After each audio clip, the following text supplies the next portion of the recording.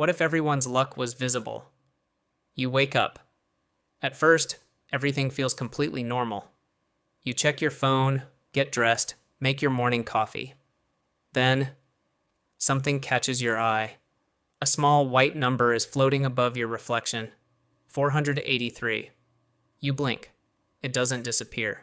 You look out the window. Every person walking down the street has one. 921-156-704. No one seems surprised. Within minutes, your phone is flooded with videos from around the world. Every single person has a number floating above their head. Governments have no explanation. Scientists have no explanation. Nobody even knows when they appeared. One thing becomes obvious almost immediately. The numbers have always been there. Humanity simply couldn't see them. Until today. For the first few hours, everyone guesses. Maybe it's intelligence, maybe it's wealth, maybe it's health, maybe it's completely random. Then, the videos start appearing. A woman with 997 misses being hit by a truck by less than a second. A man with 982 buys a lottery ticket and wins. Another person with 004 spills coffee on themselves, misses the bus, loses their wallet, all before lunchtime. On their own, none of these moments prove anything, but by the end of the day, billions of people are comparing stories. The same pattern appears everywhere. The higher the number, the more often life seems to go your way. Not every time, not every decision, just often enough that ignoring it becomes impossible. 48 hours later, researchers on every continent reach the same conclusion. The numbers aren't measuring intelligence, they aren't measuring wealth, they aren't measuring health. They're measuring something nobody thought could ever be measured, and for the first time in human history, everyone could see it. The discovery didn't change the laws of physics, it changed something far more important: trust. Which pilot should fly the plane? Which doctor should perform the surgery? Which company deserves the investment? Which job candidate should get hired? Nobody ever knew who would get lucky. Until now. The first businesses to react weren't casinos, they were employers. Imagine you're hiring two engineers, same university, same experience, same interview. One has 917 floating above their head. The other has 184. Both are equally qualified. One simply seems more likely to catch the lucky break. Which one do you choose? Most people insist they would ignore the numbers, but companies aren't people. Companies optimize. Within weeks, recruiters quietly begin recording every applicant's number. Not officially, just as another data point. Then the data starts coming back. Employees with higher numbers are promoted more often. Salespeople with higher numbers close slightly more deals. Projects led by higher numbers fail just a little less frequently. The difference isn't dramatic, it's cumulative. Tiny advantages, repeated thousands of times, and over years, tiny advantages become enormous ones. Soon, resumes begin listing more than education and experience. Your number becomes part of your identity. Banks notice the same pattern. Two people apply for identical loans, same income, same credit history. One carries 943, the other 201. Statistically, one is simply more likely to end up in the right place at the right time. Banks don't call it discrimination, they call it risk management. Insurance companies reach the same conclusion. If someone with a higher number is less likely to experience unlikely disasters, why should they pay the same premium? Slowly.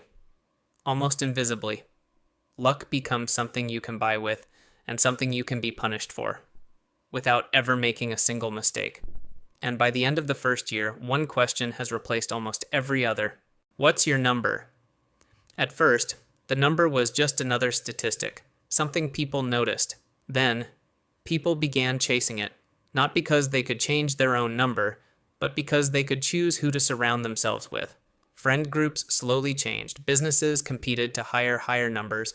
Investors preferred founders with better odds. Professional sports teams started asking a question no scout had ever asked before. Not, who's the fastest, but who's most likely to get the lucky bounce?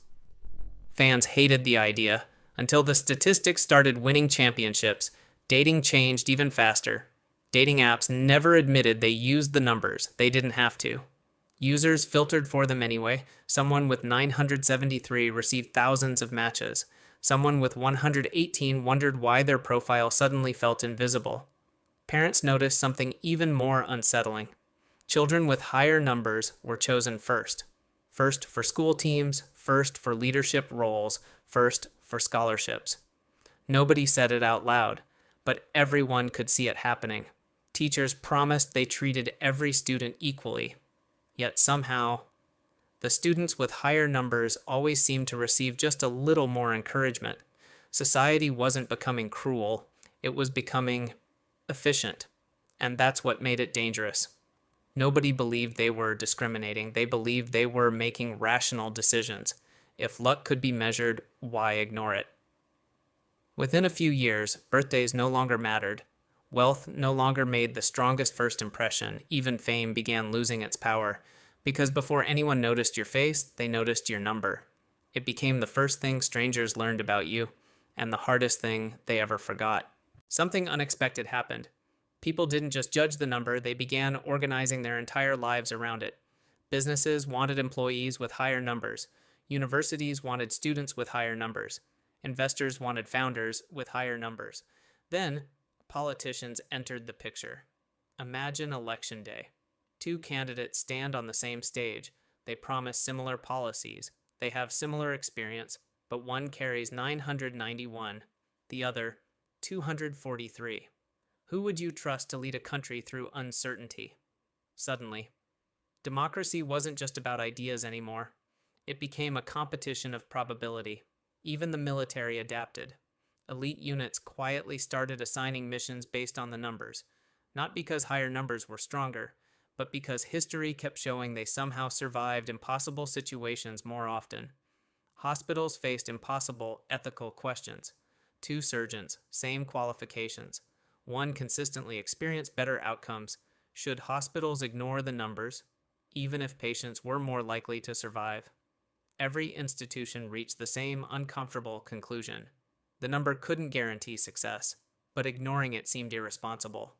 Then, an entirely new industry appeared. People became obsessed with finding ways to increase their number. Self-help gurus claimed they knew the secret. Influencers sold expensive routines. Companies advertised products that supposedly attracted luck. None of it worked. The numbers never changed. But hope became one of the world's most profitable businesses.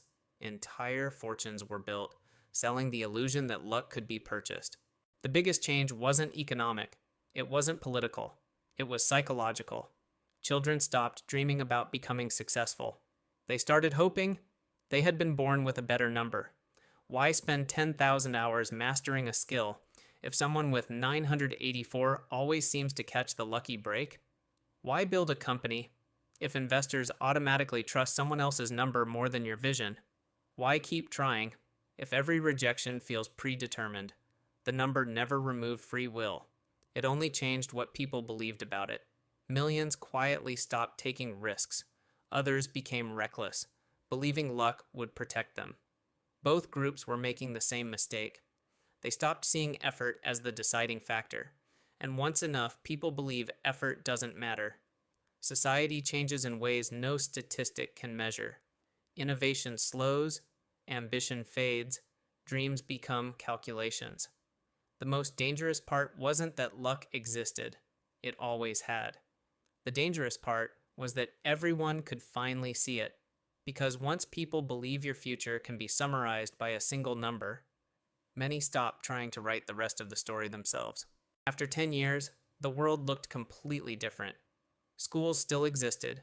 Government still existed. Companies still existed. On the surface, civilization looked almost unchanged. But underneath, every decision had become a calculation. Every introduction started with a number. Every opportunity carried an invisible filter. Every first impression had already been made. Before anyone spoke, before anyone smiled, before anyone had the chance to prove themselves, people often blamed the numbers. But the numbers had never forced anyone to do anything. They never chose who got hired. They never rejected a loan. They never ended a relationship. They never voted in an election. People did. The numbers simply became another excuse to justify decisions that once required uncertainty. For thousands of years, uncertainty forced us to take chances on strangers, to believe in potential, to give people opportunities they hadn't yet earned.